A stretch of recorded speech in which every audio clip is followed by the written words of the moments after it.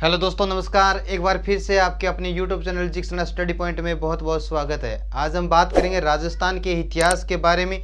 राजस्थान के इतिहास का जो टॉपिक है वो है राजपूत वंश, यानी राजपूत वंश के बारे में हम बात करें। ये जो राजपूत वंश है ये इसकी हम बात करते हैं। सबसे पहले हम बात करेंगे राजपूत शब्द। राजपूत शब्द किससे बना है? राजपूत शब्द एक संस्कृत भाषा के अंदर एक शब्द है जिस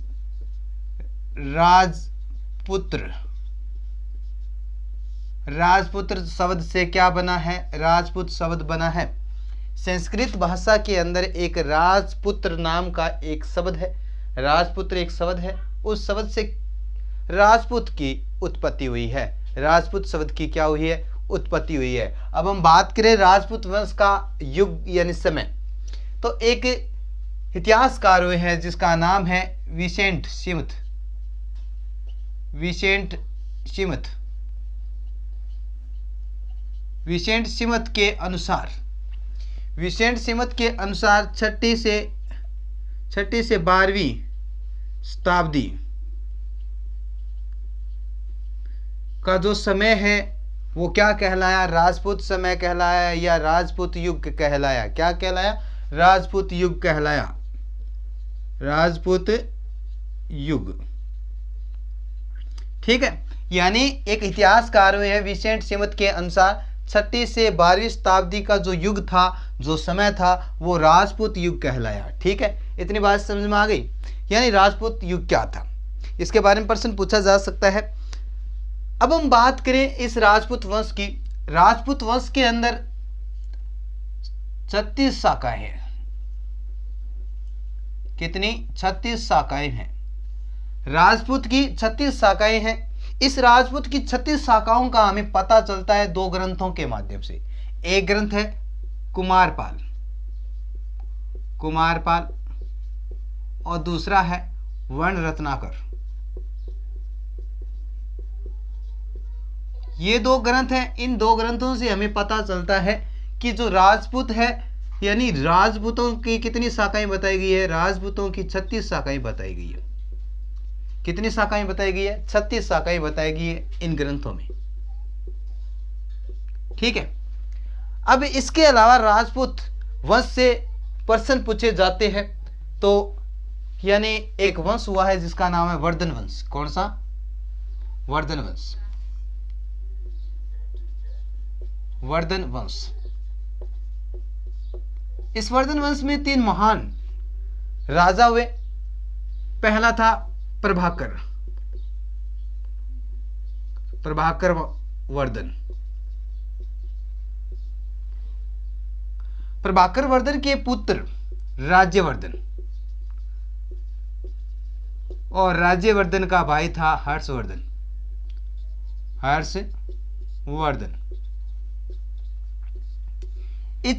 इस हर्षवर्धन की मृत्यु, क्योंकि ये जो हर्षवर्धन है ये वर्धन वंश का सबसे महत्वपूर्ण शासक होता है।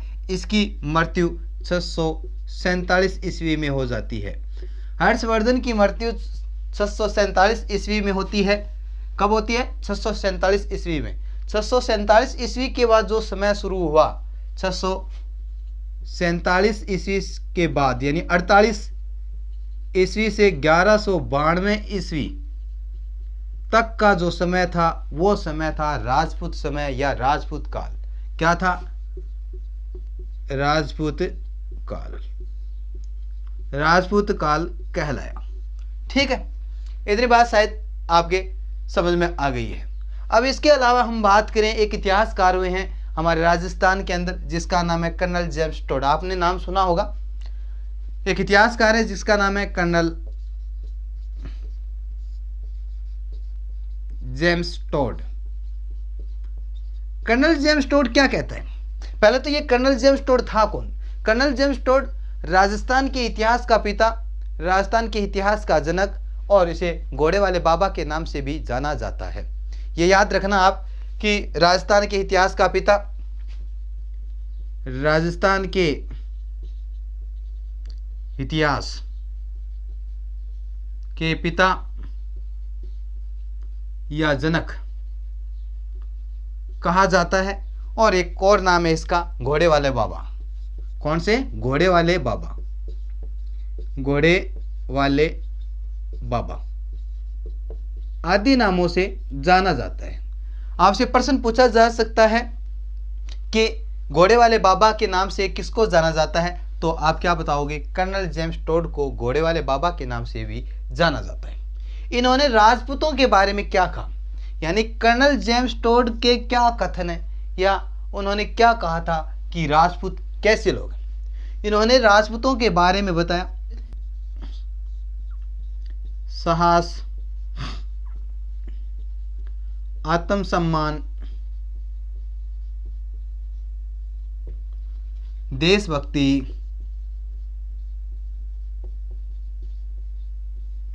व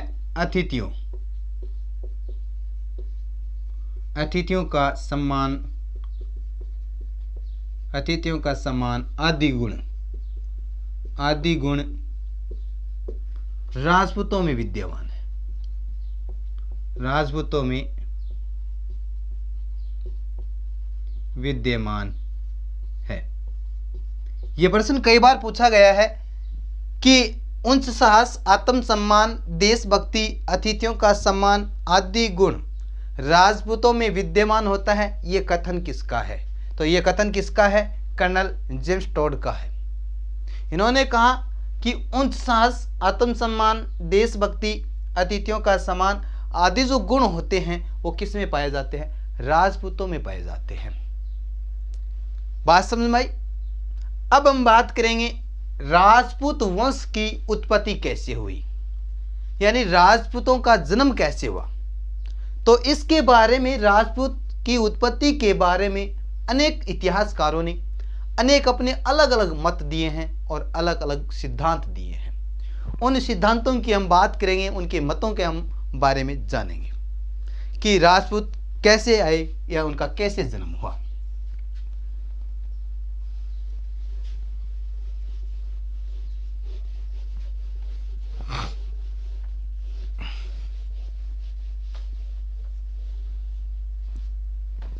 तो राजपूतों की हम बात कर रहे हैं। एक नंबर जो हमारा जो सिद्धांत है वो अग्निकुंड का सिद्धांत है। कौन सा? अग्निकुंड का सिद्धांत या नियम। इस अग्निकुंड के सिद्धांत में बताया जाता है कि जो राजपूत हैं उनकी उत्पत्ति किससे हुई है? अग्निकुंड से हुई है। किन से हुई है? अग्निकुंड से हुई है। किन की उत्पत्ति? राजपूतों की उत्पत्ति। हम बात कर रहे हैं राजपूतों की उत्पत्ति।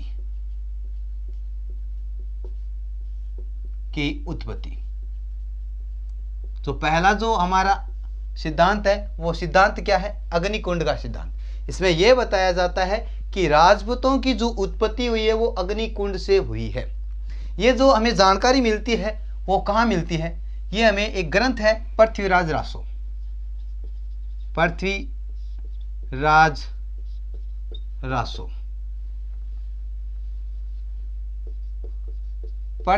रासो ग्रंथ में हमें ये जानकारी मिलती है कि राजपूतों का जन्म या राजपूतों की उत्पत्ति अग्निकुंड से हुई है। ये पृथ्वीराज रासो किसकी रचना है? ये चंद्रवरदाई द्वारा लिखा गया ग्रंथ है। किसके द्वारा?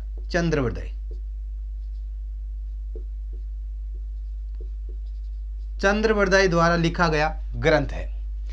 इस पृथ्वीराज रासो की हम बात करें, इसमें क्या है? 69 सरंग है। क्या है? 69 सरंग मतलब समय है। 69 सरंग है, 68 छंद है।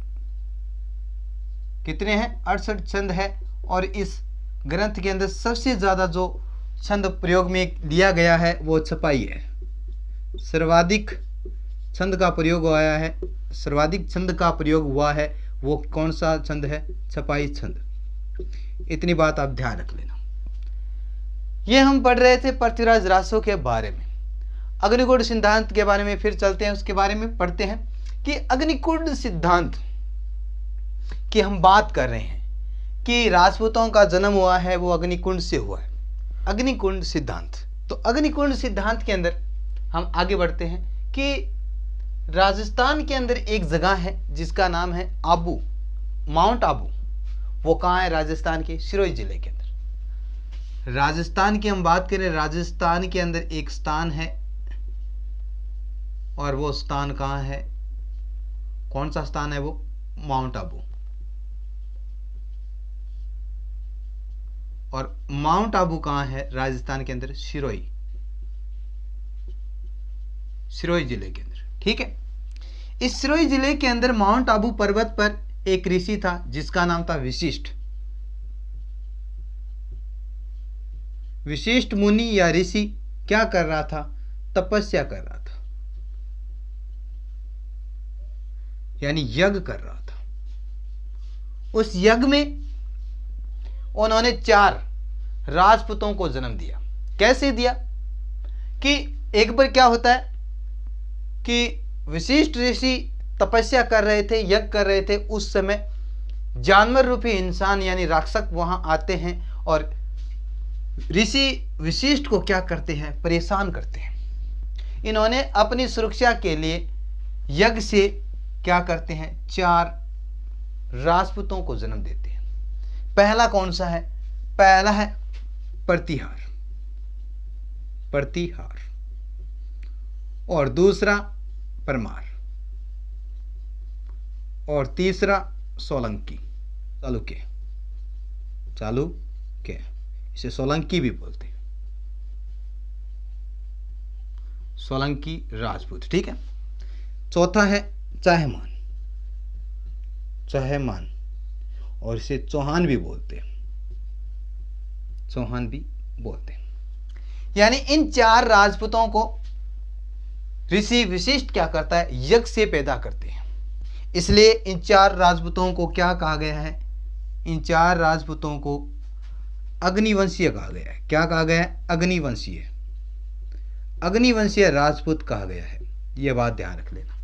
ठीक है, अब हम बात करें प्रतिहार परमार जो राजपूत है हमारे दक्षिण भारत में सर्वाधिक है। दक्षिण भारत के अंदर जब चालुक्य सोलंकी की बात करें, ये गुजरात के अंदर देखने को मिलते, गुजरात, और जो चहमान चौहान है हमारे राजस्थान के अंदर। ठीक है, यह था अग्निकुंड सिद्धांत। अब इसके बारे में यानी समर्थन करने वाले लोग हैं या उनका विरोध करने वाले जो लोग हैं, उनकी बात हम अगली क्लास के अंदर देखेंगे।